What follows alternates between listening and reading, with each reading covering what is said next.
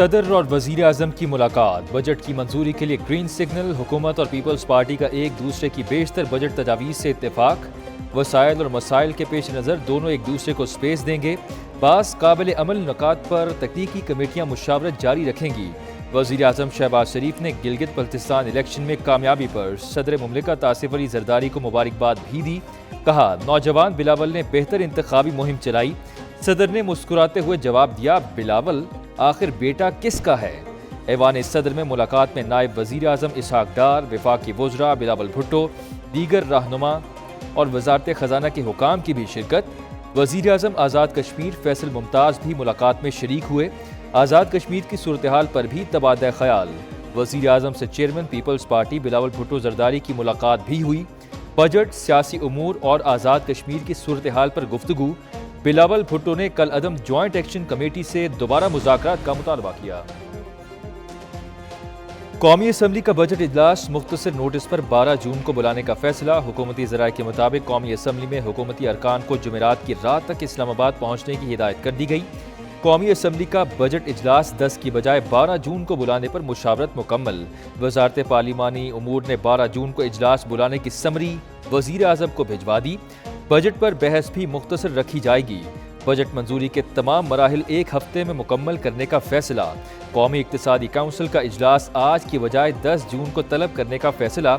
وزیر منصوبہ بندی احسن اقبال کہتے ہیں کہ بجٹ کے متعلق کچھ معاملات کو حتمی شکل اختیار کرنا ہے، بات چیت جاری، وقت انتہائی قلیل اور محرم الحرام بھی ہے، دیکھتے ہیں چیزیں مینج کرنا کیسے ممکن ہوتا ہے، کچھ تبدیلیاں تو بجٹ پیش کرنے کے بعد بھی چلتی رہتی ہیں۔ پیپلز پارٹی کی نون لیگ کو گلگت بلتستان حکومت میں شمولیت کی دعوت۔ بلاول بھٹو نے وزیر اعظم شہباز شریف سے ملاقات میں باضابطہ دعوت دی۔ ذرائع کے مطابق گلگت بلتستان میں پیپلز پارٹی اکثریتی جماعت بن کر ابھری، نون لیگ سے پی ڈی ایم جیسا اتحاد ممکن۔ گلگت بلتستان میں وزیر اعلیٰ پیپلز پارٹی کا ہوگا، گورنر مسلم لیگ نون کا ہو سکتا ہے۔ گلگت بلتستان میں پیپلز پارٹی اور مسلم لیگ نون کی اتحادی حکومت میں وزارتوں کی تقسیم 40-60 کے فارمولے کے تحت ہوگی۔ گلگت بلتستان میں حکومت میں شمولیت کا حتمی فیصلہ پارٹی صدر میاں نواز شریف کریں گے۔ گلگت بلتستان کے انتخابات میں پیپلز پارٹی 9 نشستوں کے ساتھ سر فہرست، مسلم لیگ نون کی 3 نشستیں، 6 نشستوں پر آزاد امیدوار، 1 پر ایم ڈبلیو ایم کامیاب۔ جی بی اسمبلی کی 24 میں سے 19 نشستوں کے غیر حتمی غیر سرکاری نتائج۔ ایران نے اسرائیل کو سبق سکھانے کے بعد حملے روک دیے، ایرانی فوج کا صہیونی ریاست پر مزید حملے نہ کرنے کا اعلان۔ ایران کی مشترکہ فوجی کمان نے فیصلے کی منظوری دے دی، کہا اسرائیل نے لبنان پر حملے جاری رکھے تو سخت جواب دیں گے۔ ایران کے منہ توڑ جواب پر اسرائیل کی عقل بھی ٹھکانے آ گئی، صہیونی ریاست نے بھی ایران پر حملے روکنے کا اعلان کر دیا۔ اسرائیلی عہدیدار نے کہا کہ ایران پر حملے امریکی صدر کی درخواست پر روکے۔ لبنان پر حملوں کے جواب میں ایران نے اسرائیل پر میزائلوں کی بوچھاڑ کی، کئی ایرانی میزائل انٹرسیپٹرز کو چکمہ دے کر ہدف پر جا لگے۔ وسطی اسرائیل دھماکوں سے لرز اٹھا، حیفا سمیت کئی شہروں میں آگ بھڑک اٹھی۔ اسرائیل کا فضائی دفاعی نظام کی ناکامی کا اعتراف، سائرن کی آوازوں نے اسرائیلیوں کی نیندیں اڑا دیں۔ قابض اسرائیلی شہریوں کی شیلٹرز کی جانب دوڑیں۔ ایرانی حملوں کے بعد اسرائیل کا بیلسٹک میزائلوں سے وار، تہران، تبریز اور اصفہان میں دھماکے۔ اسرائیلی فوج کا ایران میں کئی فوجی تنصیبات کو نشانہ بنانے کا دعویٰ۔ عراق کے دارالحکومت بغداد میں بھی دھماکے سنے گئے۔ ایرانی میڈیا کے مطابق تبریز میں اسرائیلی ڈرون مار گرا گیا۔ اسرائیل کی مشرقی وسطی کا امن تباہ کرنے کی پھر سازش، صہیونی ریاست کا لبنان پر حملے جاری رکھنے کا اعلان۔ ایرانی حملے رکتے ہی اسرائیل کی لبنان پر پھر جارحیت۔ جنوبی لبنان کے شہر سور میں گاڑی پر اسرائیلی حملے میں باپ بیٹے سمیت 5 افراد جاں بحق۔ جنوبی لبنان پر تازہ اسرائیلی حملوں میں مجموعی طور پر 10 افراد جاں بحق ہوئے۔ اسرائیل نے نبطیہ ضلع کے مختلف علاقوں کو بھی نشانہ بنایا۔ دوسری جانب حزب اللہ کا جنوبی لبنان میں اسرائیلی فوجی گاڑیوں اور اہلکاروں پر راکٹ حملوں کا دعویٰ۔ حزب اللہ نے کہا کہ اس نے بیت یاہون کے مضافات میں اسرائیلی فوجی اہلکاروں کو نشانہ بنایا۔ کارروائی اسرائیل کی جنگ بندی کی خلاف ورزی اور لبنان پر حملوں کے جواب میں کی گئی۔ عرب میڈیا کے مطابق حزب اللہ کے میزائل حملوں کے بعد اسرائیلی شہروں میں سائرن گونج اٹھے۔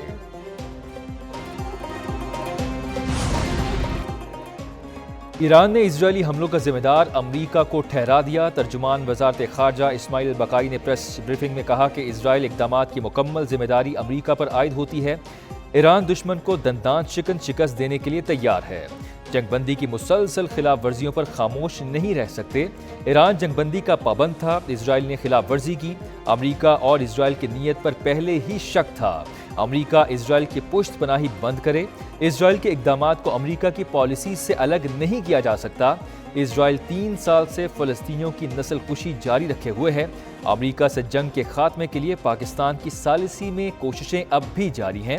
ایران اور امریکہ کے درمیان پیغامات کا تبادلہ نہیں ہوا۔ امن کے قیام کے لیے حتمی مذاکرات جاری ہیں۔ یہ عمل جہالت یا حماقت سے متاثر بھی ہو سکتا ہے۔ امریکی صدر ڈونلڈ ٹرمپ کہتے ہیں اسرائیل اور ایران فوری جنگ بندی چاہتے تھے، معاملات تیزی سے آگے بڑھنے چاہیے۔ ایران کی ناکہ بندی حتمی معاہدے تک جاری رہے گی۔ ٹرمپ نے اس سے قبل ایران اور اسرائیل سے حملے فوری روکنے کا مطالبہ کیا۔ امریکی صدر کا صہیونی ریاست کو صاف جواب، کہا ایران کے خلاف کسی بھی فوجی مہم کا حصہ نہیں بنیں گے۔ وائٹ ہاؤس کے مطابق ٹرمپ کا ایرانی حملوں کے بعد نیتن یاہو سے ٹیلی فونک رابطہ ہوا۔ CNN نے امریکی حکام کے حوالے سے دعویٰ کیا امریکہ نے اسرائیل کی طرف ایرانی میزائلوں کو روکنے میں حصہ نہیں لیا۔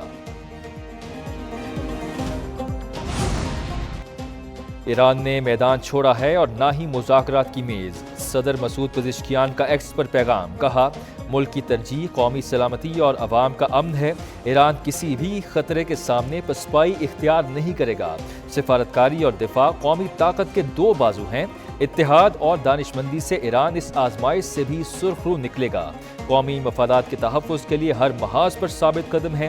ایران اپنے حقوق کے دفاع سے کسی صورت پیچھے نہیں ہٹے گا۔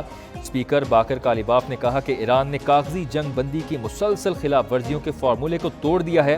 جب تک اعتماد سازی کے لیے حقیقی ارادہ موجود نہیں ہوگا، ایران کا جواب اسی نوعیت کا رہے گا۔ مشرق وسطیٰ میں حالیہ تشدد غیر مستحکم جنگ بندی کے خطرات کی یاد دہانی ہے۔ جنگ بندی کی نازک صورتحال سنگین نتائج کا باعث بن سکتی ہے۔ وزیر اعظم شہباز شریف کہتے ہیں کہ پاکستان خطے میں تنازع کے پرامن سفارتی حل کے لیے بھرپور کوششیں کر رہا ہے۔ پاکستان اپنے شراکت داروں کے ساتھ مل کر پائیدار امن کے لیے کام کر رہا ہے۔ امن معاہدے کا ہدف قریب ہے۔ تمام فریقین تحمل کا مظاہرہ کریں۔ تشدد اور تباہی کی بجائے امن اور سفارتکاری کا راستہ اختیار کیا جائے۔ فریقین امن کو مزید موقع دیں۔ مذاکرات کامیابی کے روشن امکانات رکھتے ہیں۔